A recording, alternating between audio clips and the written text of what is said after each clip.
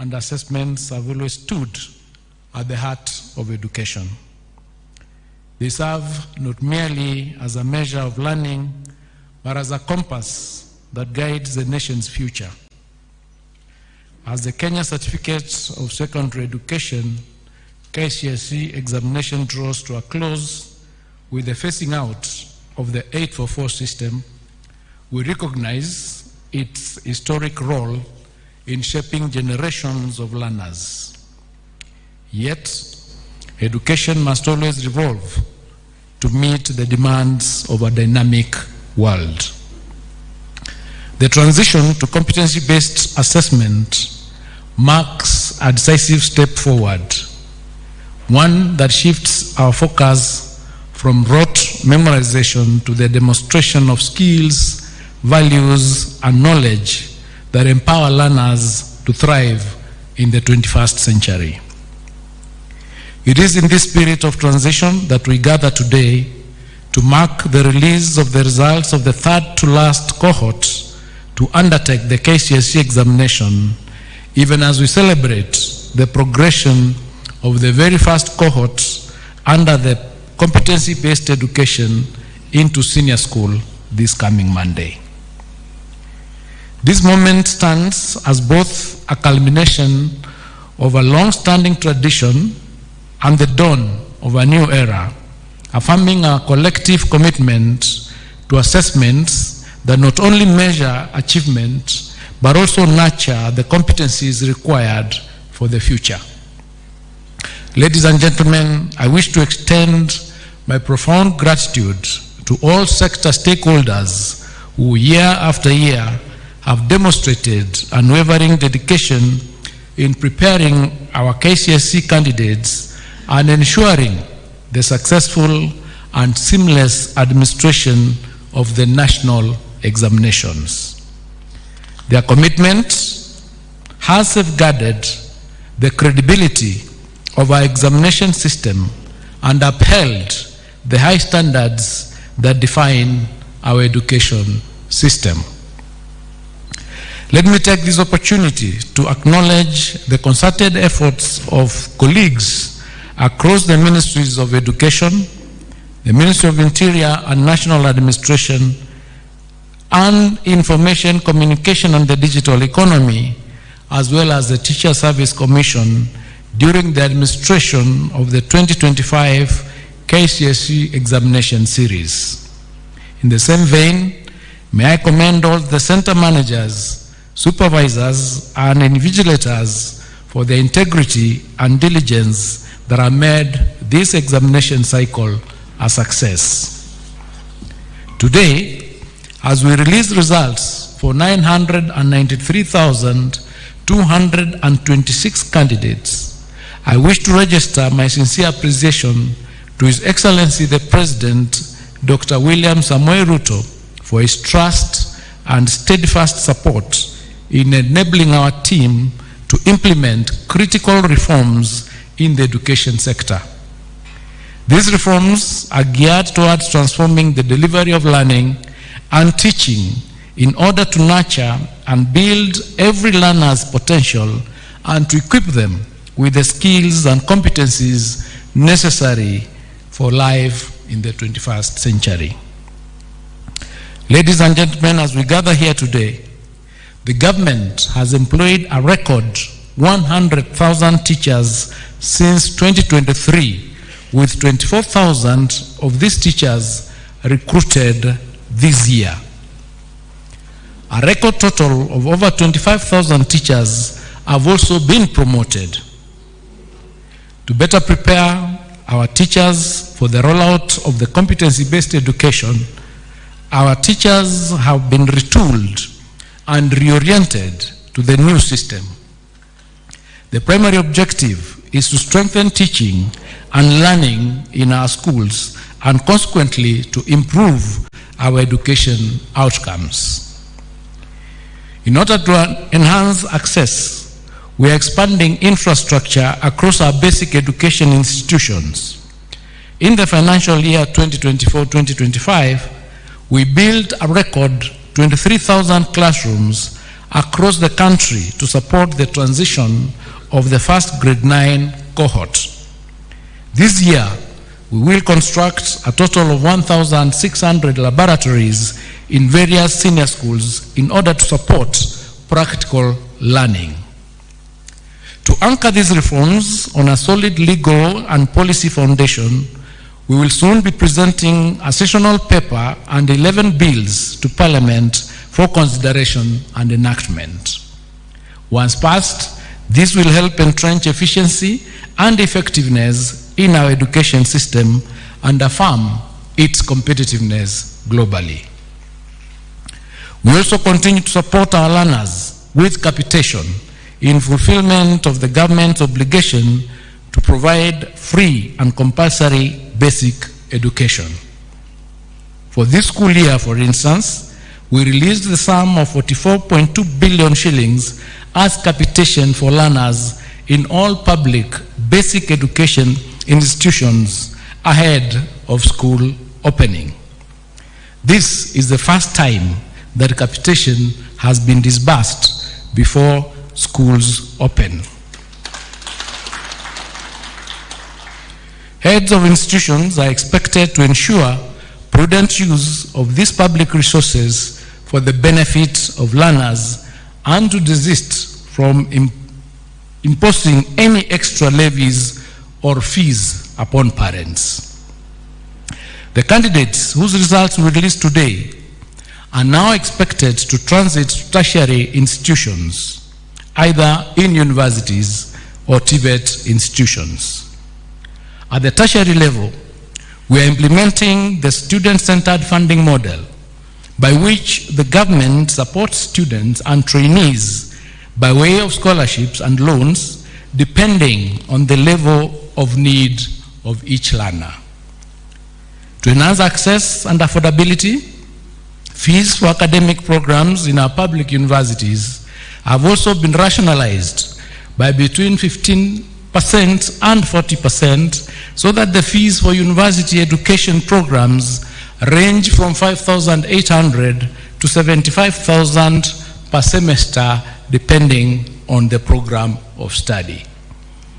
I call upon all eligible candidates, therefore, to apply for placement to programs of their choice once the process starts. I now wish to provide an overview of the performance of the 2025 KCSE examinations cohort.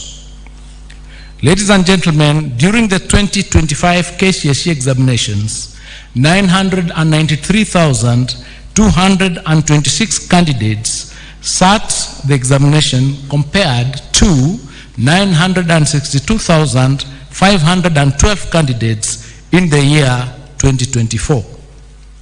This represents an increase by 30,714 candidates, which is an increase of 3.19%.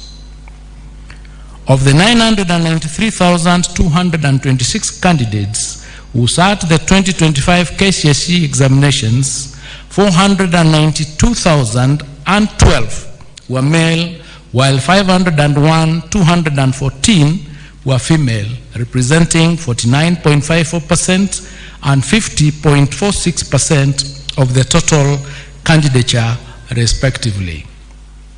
This is the second year in a row since inception of the KCSE examinations that female candidates are more than male candidates. However, 10 counties had a significant entry of more male than female candidates. These were Garissa, which had 66.24% to 33.76%. Mandera had 65.09% to 34.91%. Wajir had 60.10% to 39.90%.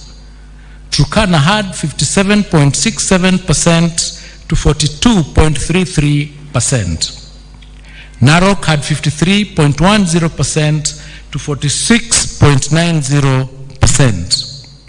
Samburu had 52.43% to 47.57%. Mombasa had 52.08% to 47.92%. Homa Bay had 52% to 48%.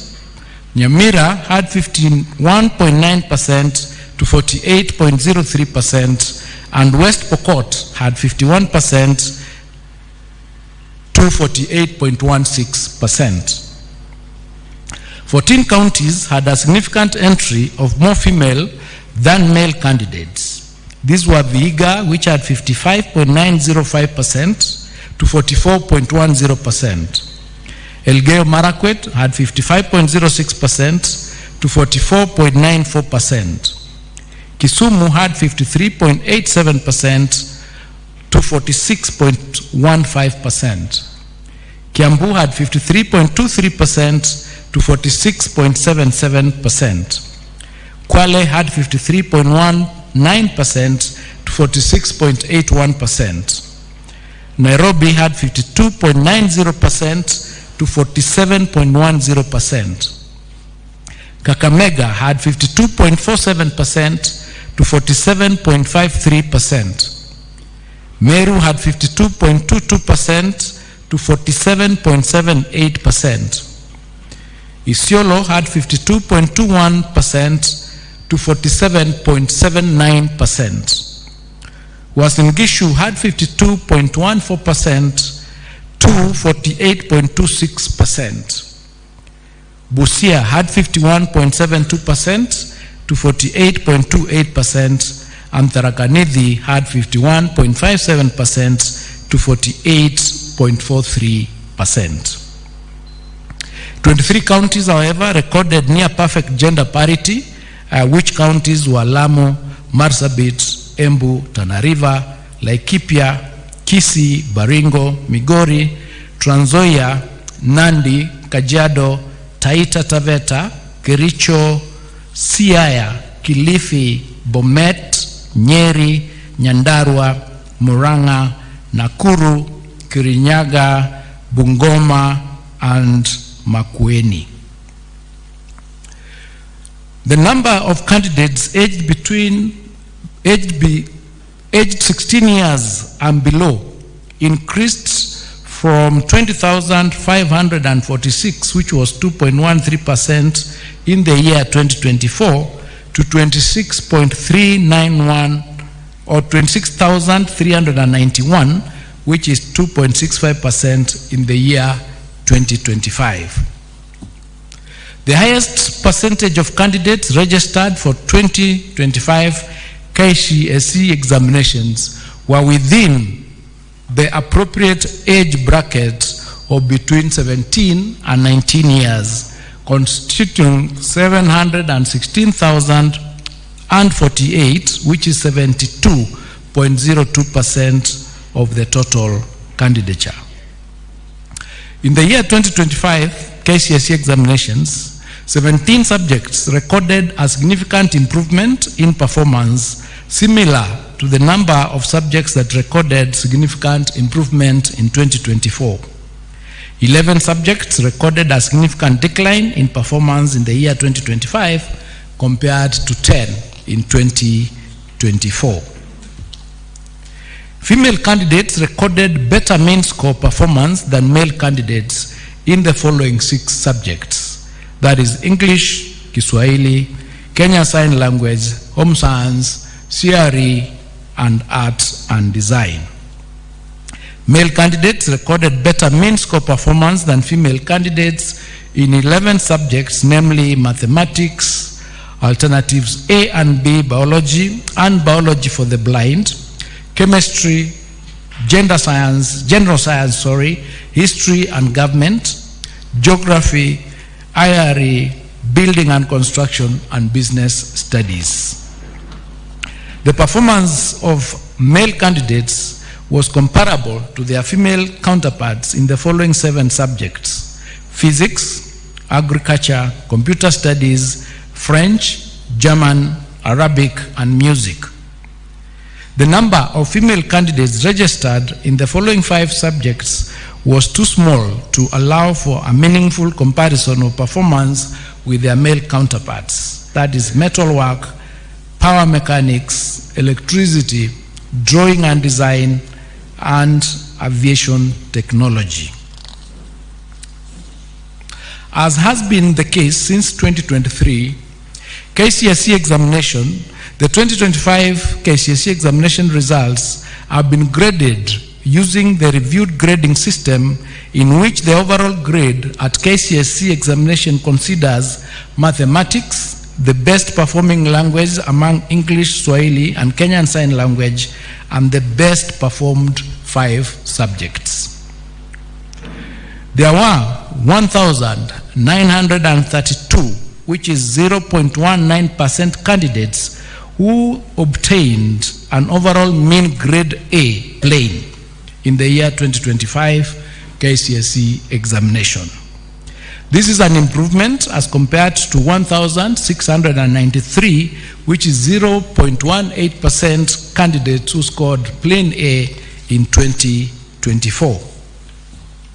The number of candidates with direct university entry qualifications of mean grade C+ and above was 270,715, which is 27.18% in the year 2025 KCSE examination. This is an improvement compared to 246,391, which was 25.53% in the year 2024. The number of candidates with grade C- and above was 507,131, which is 50.92% in the year 2025 KCSE examination, compared to 476,889, which was 49.41% in the year 2024. The number of candidates attaining a pass grade, which is grade D+ and above, was 634,082, which is 63.67% in the year 2025, compared to 605,774, which is 62.76% in the year 2024. National schools produced the highest number of candidates with an overall mean grade of A, which was 1,526, followed by extra county schools, which had 197, and private schools, which had 185. Sub-county schools, however, produced more candidates in the category of C+ and above compared to county schools, accounting for 72,699 and 36,600 respectively. I wish to reiterate that our stand on the integrity of examinations. In November last year, we indicated that there were reported cases under investigation and that action would be taken upon conclusion of the investigations. At the conclusion of the KCSE examination, 1,180 candidates were found to have been involved in examination irregularities.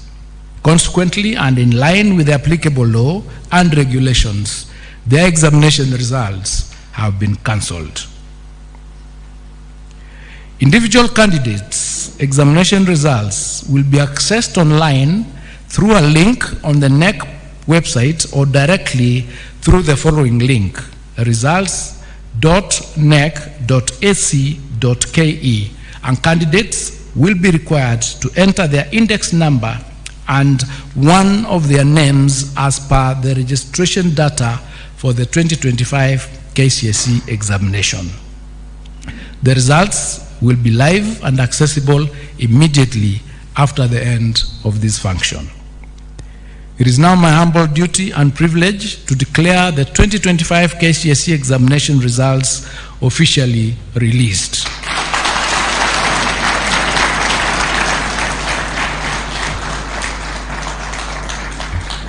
I wish all the candidates success in their future endeavors, and to all of you, Happy New Year, thank you, and God bless you.